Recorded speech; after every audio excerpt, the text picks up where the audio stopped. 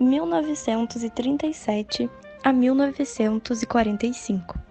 8 anos, Brasil, muita história. Sabemos que Getúlio Vargas já governava o Brasil antes disso. Sabemos que anos depois também retorna. Entretanto, em 1937, muitas coisas mudaram. Chamam de Estado Novo, um regime autoritário e consideravelmente inconstitucional. Mas será que sabemos o que realmente aconteceu? Hoje, dia 24 de agosto de 1955, completamos um ano do suicídio mais comentado e inesperado do Brasil.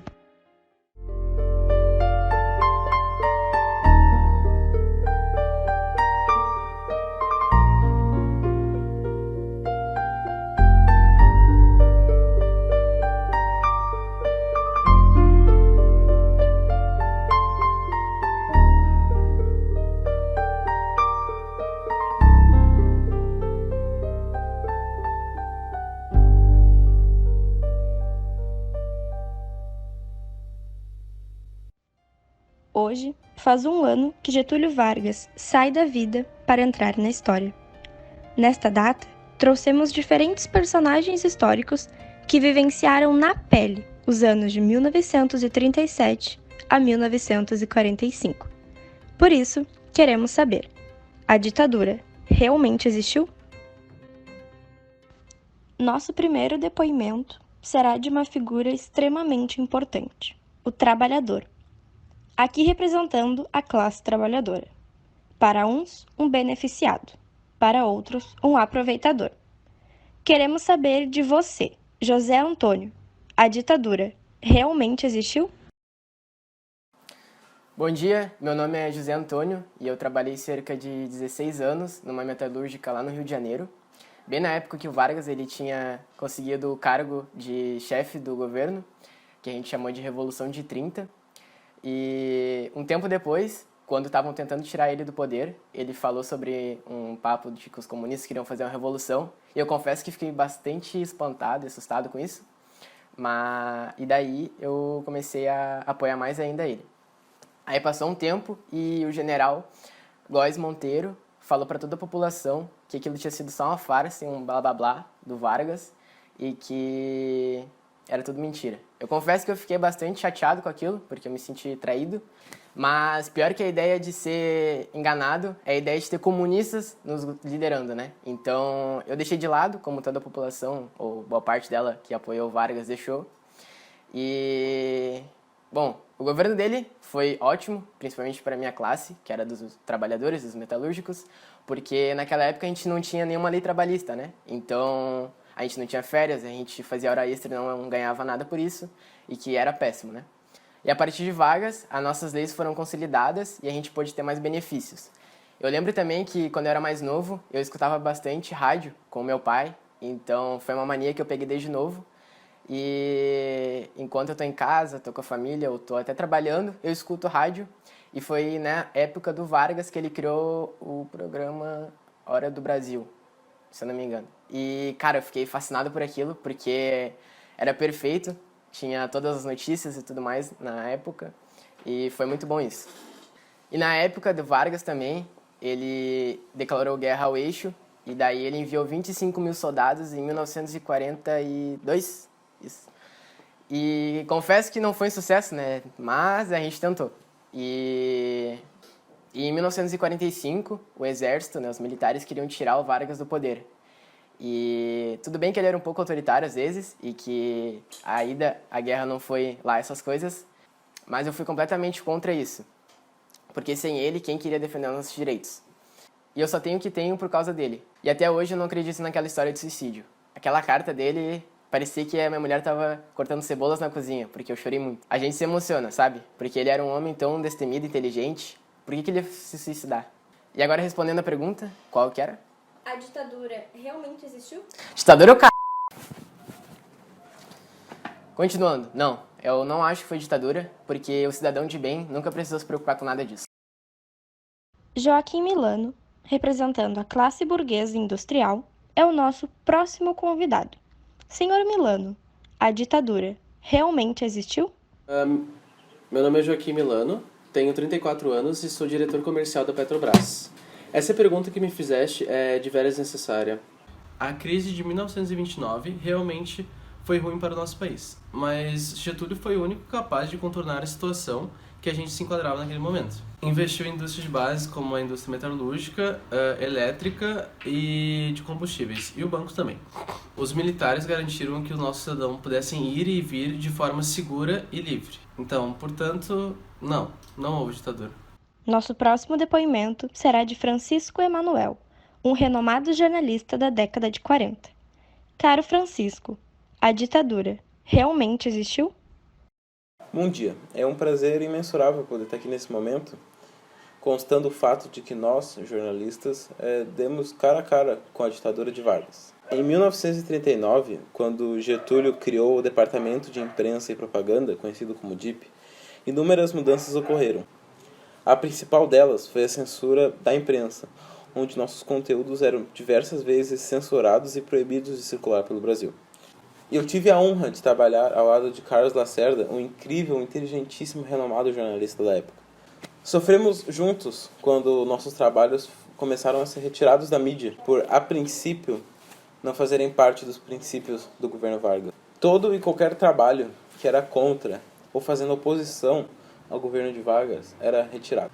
Eu presenciei de perto os ataques que Carlos sofria, inclusive o que foi comandado pelo chefe de segurança do próprio Vargas. Portanto, a pergunta a mim feita sobre a existência de uma ditadura ou não é quase que uma pergunta inconsequente, porque como nós jornalistas conhecedores da história, sabemos como a ditadura funciona e sabemos como ela se encaixou muito bem no Brasil. O próximo personagem a trazermos é odiado e amado na mesma proporção. Amado pelo chamado povo de bem e odiado pela oposição. Trouxemos até aqui um militar, para que este possa dar seu depoimento e nos responder a pergunta: a ditadura realmente existiu? Bom, antes de responder, eu quero me apresentar. Sou o Tenente Manuel, estou servindo o Exército Brasileiro há anos.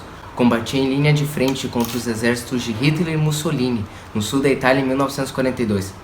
Vocês acham mesmo que eu teria feito isso se eu tivesse vivido numa ditadura dentro do meu próprio país? O problema de hoje é que o povo não sabe diferenciar o bom comportamento e os bons costumes com uma ditadura. Nós militares garantimos que comportamentos respeitosos, a bagunça, fora dos padrões éticos conservadores, fossem reprimidos e combatidos.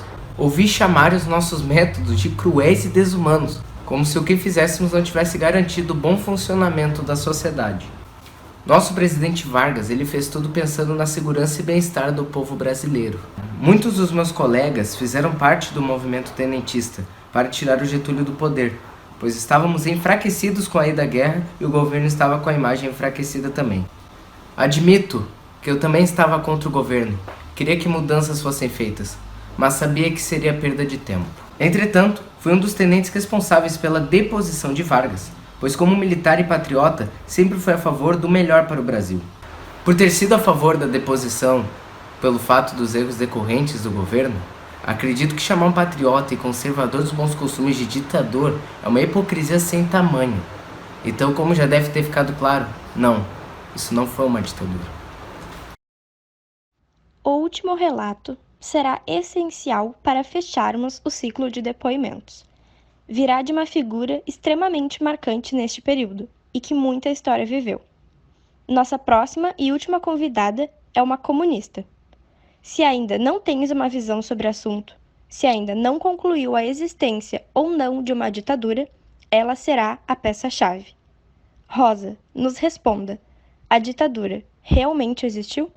É engraçado o povo assumir que, de fato, existiu um governo provisório. Tecnicamente, a graça não é essa, mas sim o fato de que ele governou durante 4 anos sem constituição nenhuma. E em 1937, quando ele decreta uma nova constituição, BUM! Tudo. Bem, tecnicamente não foi todo mundo que se ferrou. Só aqueles que queriam exercer o seu direito de ir e vir. Porque aparentemente o Getúlio não conhecia a existência desse direito. Ou ele simplesmente resolveu ignorar, como ele fez com quase tudo em relação ao governo. O Vargas, ele temia que as oligarquias paulistas voltassem. E eu também. Eu só não entendo por que na cabeça dele era mais fácil, ou foi mais fácil instalar uma ditadura do que simplesmente mostrar pro povo que ele era um bom governante. Provavelmente é porque ele nem era um bom governante. Aliás, a sua permanência no poder é uma piada. Como um presidente pode criar e forjar um suposto ataque comunista? Ridículo. Plano Cohen, até um nome é ruim. Tem duas coisas que eu posso elogiar no governo dele. Primeiro, foi o investimento nas indústrias de base, e segundo, foi a criação do Departamento de Imprensa Brasileira, que todo mundo chama de DIP. Foi realmente importante ter sido investido em indústrias de base, porque o nosso mercado ele era praticamente todo voltado ao lado externo, e o Vargas fez com que o nosso mercado interno pudesse crescer. E o DIP é brilhante, porque ele conseguiu convencer quase toda a população de que o governo estava prosperando. Só que, fazendo isso, jogando toda a sujeira para baixo do tapete é bem fácil, né? Eu quero ver ele assumir de peito aberto as críticas que ele recebia. Mas, aliás, que críticas? Nenhuma delas poderia existir? A repressão era forte e cruel. Eu vi de perto amigos serem espancados sem poder fazer nada, pois me seguravam. Eu vi companheiros de trabalho simplesmente sumirem e aparecerem mortos ou espancados dias depois. O DIP, ele não só fazia propaganda a favor do governo, mas ele proibia todo e qualquer tipo de propaganda, anúncio, informação, qualquer tipo de coisa que era contra as propostas governamentais. Minha mãe, uma cantora com a voz mais doce que eu já ouvi, ela sofreu na pele retaliação e opressão. Isso tudo por ela não ser a favor dos planos do governo. Eles tentaram diversas vezes mobilizar ela e outros atores, cantores, todo pessoal que fazia parte da cultura do Brasil e que tinha influência, eles tentaram mobilizar essas pessoas para que elas fizessem uma boa propaganda do governo. Graças a Deus, a minha mãe nunca caiu nesse papo furado. Bom, mas falando agora do lado da guerra, que foi o que colocou por água abaixo o governo dele, o Getúlio era um cara muito esperto, eu tenho que admitir. Porque até ele precisar se posicionar, ele se manteve amigavelmente, tanto com os Estados Unidos, tanto com a Itália e a Alemanha. Ele só se posicionou quando os Estados Unidos entrou na guerra. E daí obrigou ele a se posicionar, ou contra ou a favor. É por isso que em 1942 foi criada a Força Expedicionária Brasileira, onde Getúlio lhe mandou 25 mil soldados para lutar contra os exércitos da Itália e da Alemanha. Mas se tu for parar para pensar, é até engraçado, porque o governo brasileiro foi para lá, mandou militares para combater governos totalitários, enquanto vivia um próprio governo totalitário aqui dentro. Nessa hora, não somente nós, a oposição, enxergou isso, mas também o resto do Brasil também, pelo menos uma parte dele, e a mais influente, que era principalmente a burguesia e os militares. Todos eles começaram a ficar exigindo mudanças, porque estava na cara que o governo começou a desmoronar. E foi em 1945 que o Getúlio Vargas foi deposto pelos militares que um dia apanharam ele. Portanto, não me restam dúvidas. A perseguição existiu, a opressão existiu e um ditador existiu.